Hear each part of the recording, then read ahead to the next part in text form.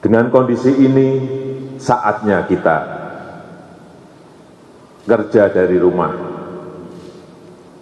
belajar dari rumah, ibadah di rumah. Sudah setahun berlalu, semenjak tagar di rumah aja pertama kali digaungkan. Imbauan tersebut disampaikan oleh Presiden Joko Widodo bersamaan dengan temuan kasus COVID-19 pertama di Indonesia pada 2 Maret 2020. Pada saat itu, untuk pertama kalinya, masyarakat Indonesia diminta untuk mengurangi aktivitas di luar rumah.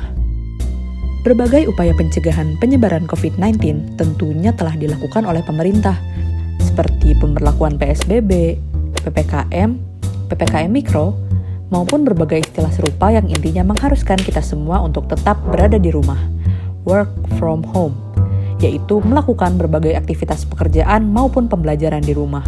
Terdengar lebih mudah bukan? Dibandingkan bila harus berangkat ke tempat kerja atau ke sekolah setiap pagi.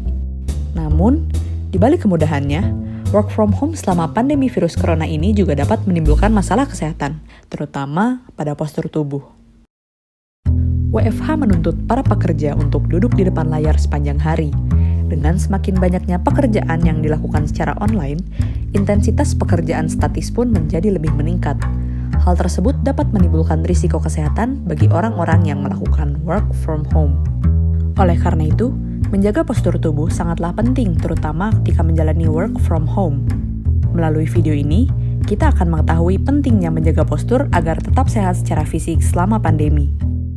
Ketika kepala dalam posisi menunduk, tulang leher menerima tekanan tambahan setara dengan 27 pounds atau sekitar 12 kg. Beban ini akan terus bertambah seiring dengan kepala yang semakin menunduk. Hal ini dapat menyebabkan ketegangan pada otot yang menimbulkan rasa nyeri dan tidak nyaman pada leher dan punggung atau low back pain. Bila dibiarkan terus-menerus, dari yang awalnya hanya sakit kepala biasa, lama-lama akan terjadi kerusakan jangka panjang pada tulang belakang, artritis atau radang sendi, serta musculoskeletal disorders lainnya yang berujung pada perubahan postur tubuh. Hal tersebut tentunya dapat mempengaruhi penampilan, mengganggu rasa percaya diri, bahkan mengganggu aktivitas sehari-hari. Postur yang janggal ini secara tidak langsung juga akan meningkatkan stres dan membuat kita lebih cepat merasa lelah. WHO menyatakan, di negara industri, tercatat 2-5% penduduk mengalami low back pain dan musculoskeletal disorders menimpa 20-30% orang di dunia.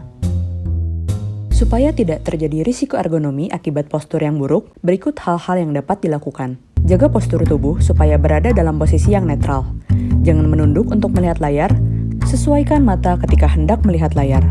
Ikuti aturan 20-20-20.